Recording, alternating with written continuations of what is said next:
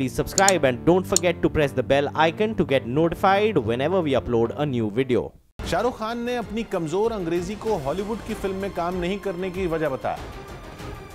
हालांकि उन्होंने उम्मीद जताई कि एक दिन हिंदी फिल्मों की दीवानगी हॉलीवुड की फिल्मों के बराबर हो जाएगी और तब हॉलीवुड के स्टार भी हिंदी फिल्मों में काम करना चाहेंगे। शाहरुख खान से एक इंटरव्यू के दौरान पूछा गया कि आखिर 30 साल लंबे करियर में अब तक उन्होंने हॉलीवुड की एक भी फिल्म में काम क्यों नहीं किया। इस सवाल के जवाब में शाहरुख ने बताया कि मुझे कभी भी कोई मौका नहीं मिला है। मुझे ये नहीं पता है कि मैं इन फिल्मों में काम करने के लायक भी हूँ या नहीं। मुझे लगता है मेरी अंग्रेजी थोड़ी कमजोर है। खर्च और तकनीक के मामले में हॉलीवुड की फिल्में हिंदी फिल्मों से बहुत आगे हैं, लेकिन शाहरुख पारिवारिक फिल्मों के लिहाज से भारत को बहुत आगे मानते हैं। वैसे शाहरुख कई मौकों पर ब्रैड पिट और टॉम क्रूज जैसे कलाकारों की तारीफ कर चुके हैं, लेकिन इस बार उन्होंने उम्मीद जताई है कि हिंदी फिल्मों की लोकप्रियता इतनी बढ़ेगी कि एक दिन हॉलीवुड स्टार भी भारत की फिल्मों से जुड़ना चाहेंगे। शाहरुख ने कहा कि मैं चाहता हूं कि एक दिन टॉम क्रूज कहें कि वो हिंदी फिल्म में काम करना चाहते हैं। शाहरुख खान भले ही हॉलीवुड की फिल्मों से दूर हैं, लेकिन हिंदी फिल्म इंडस्ट्री के कई कलाकार हॉलीवुड में अपना लोहा मनवा चुके हैं। बिहार के बोधगया में एक मेडिटेशन सेंटर की बौद्ध भिक्षु पर बौद्ध धर्म की शिक्षा ले रहे बच्चों के यौन शोषण का आरोप लगा है।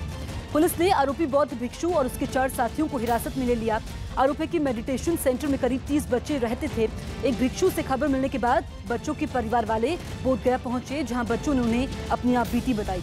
बच्चों का आरोप है कि मामूली बात पर उन्हें पीटा जाता था, बीमार होने पर दवाई नहीं दी जाती थी और रात में उनके साथ गलत काम किया जाता था। आरोपों के बाद पुलिस ने हिरासत में लिए गए आरोपियों से पूछताछ शुरू कर दी है।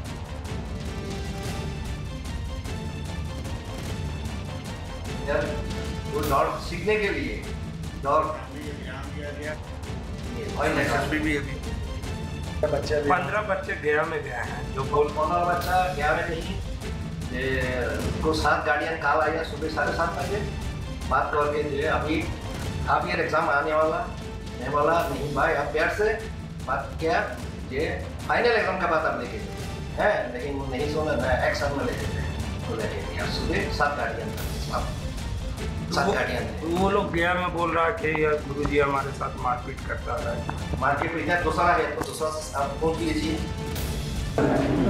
बच्चे यही बता रहे हैं कि हम लोगों के साथ जो वहाँ बनते थे कि वो मारपीट करते थे, अच्छा व्यवहार नहीं करते थे और गलत काम करते थे। सब बच्चों का बयान लिया जा रहा है। फिर उसके गार्जियंस भी आए हैं, गार्जियन से भी हम लोगों ने बातचीत किया तो वो लोग भी यही बताए कि बच्चे हम लोग को देख के रोने लगे। हम लोगों ने पूछा कि क्या बात है, तो वही बताए कि स्नान नहीं करने देते हैं, हम लोग को स्कूल जाने में देर हो जाती है और हम लोग के साथ मारपीट करते हैं, गलत काम भी करते हैं। हम लोग बयान ले रहे हैं। ग्रेटर नोएडा के जेवर में इंटरनेशनल एयरपोर्ट बनाने के लिए उत्तर प्रदेश सरकार को जमीन नहीं मिल रही है। टाइम्स ऑफ इंडिया की एक रिपोर्ट के मुताबिक ज्यादातर किसानों ने एयरपोर्ट के लिए अपनी जमीन देने से इनकार कर दिया है, क्योंकि वो अपनी जमीन की कीमत का 4 गुना मुआवजा देने की मांग कर रहे हैं, जिस पर सरकार ने अब तक कोई फैसला नहीं लिया है।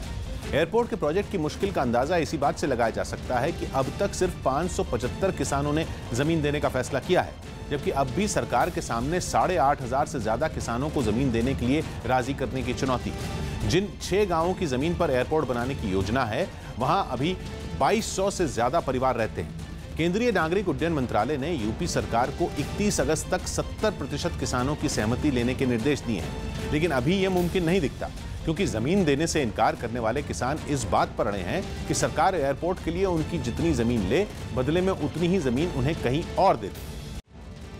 दिल्ली के पास ग्रेटर नोएडा में एक मामूली विवाद के बाद 2 गुटों ने एक दूसरे पर गोली चलानी शुरू कर दी, जिसमें 5 लोग जख्मी हो गए। खबर के मुताबिक वहां क्रिकेट खेलने को लेकर बच्चों की लड़ाई शुरू हुई थी, जिसमें देखते ही देखते बड़े भी शामिल हो गए। दोनों गुटों ने एक दूसरे पर जमकर पथराव किया और फिर फायरिंग भी शुरू हो गई।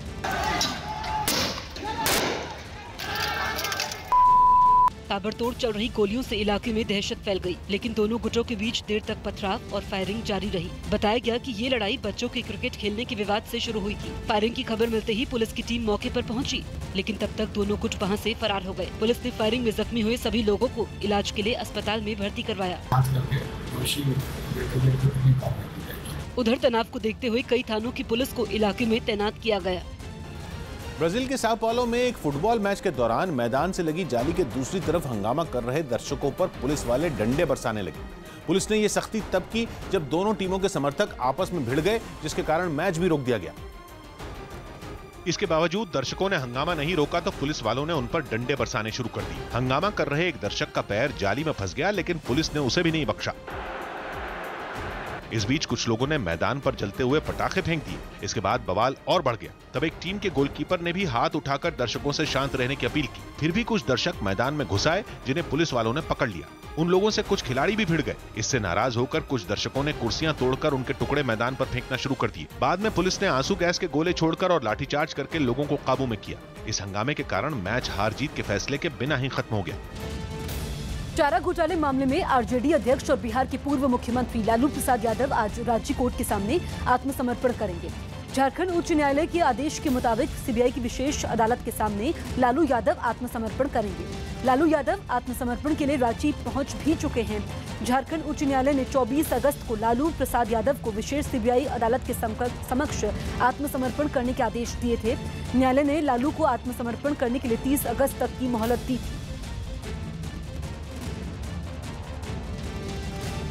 तो एक तरफ जहां चारा घोटाला मामले में लालू यादव आज सरेंडर करेंगे, वहीं लालू के घर के बाहर काला धागा बंधा हुआ दिखाई दिया। तो आप देख सकते हैं 2 तस्वीरें। आज लालू को सरेंडर करना है, वहीं लालू के घर के बाहर इस काले धागे ने सबका ध्यान खींचा है। एक काला धागा घर के बाहर बंधा हुआ दिखाई दिया।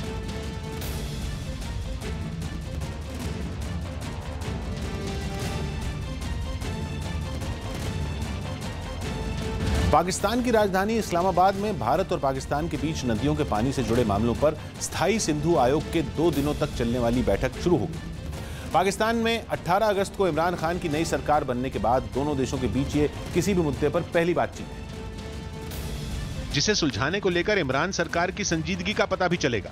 सिंधु जल समझौते पर दोनों देशों के स्थायी सिंधु आयोग की ये बैठक पहले लाहौर में होनी थी। बाद में इमरान सरकार ने इसे इस्लामाबाद में कराने का फैसला किया। The fact that the water commissioners are meeting, this is long overdue.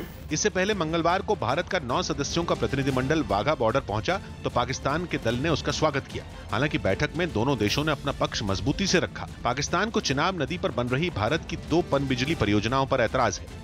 ये परियोजनाएं 1000 मेगावाट वाला पाकलदुल और 48 मेगावाट वाला लोअर कलनाई है। भारत दोनों परियोजनाओं से चिनाब के 1,08,000 एकड़ फीट पानी का इस्तेमाल कर सकता है। पाकिस्तान की दलील है कि ये 1960 के सिंधु जल समझौते का उल्लंघन है, लेकिन भारत इसे नहीं मानता। हालांकि 1 दिन की बातचीत बाकी है, लेकिन माना जा रहा है कि विवाद के हल के लिए कई बैठकों की जरूरत पड़ेगी।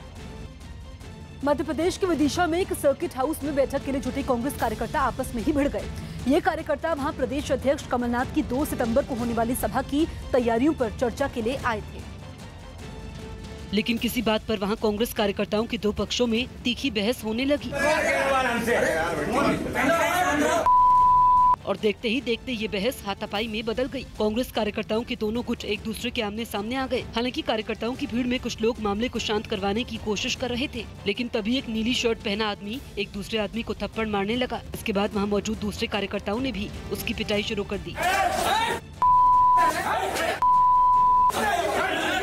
इस बीच वहां मौजूद कई और कांग्रेस कार्यकर्ताओं ने बीच बचाव कर किसी तरह मामला शांत करवाया। बताया गया कि बैठक में पूर्व मंत्री समेत इलाके के कई बड़े कांग्रेसी नेता मौजूद थे।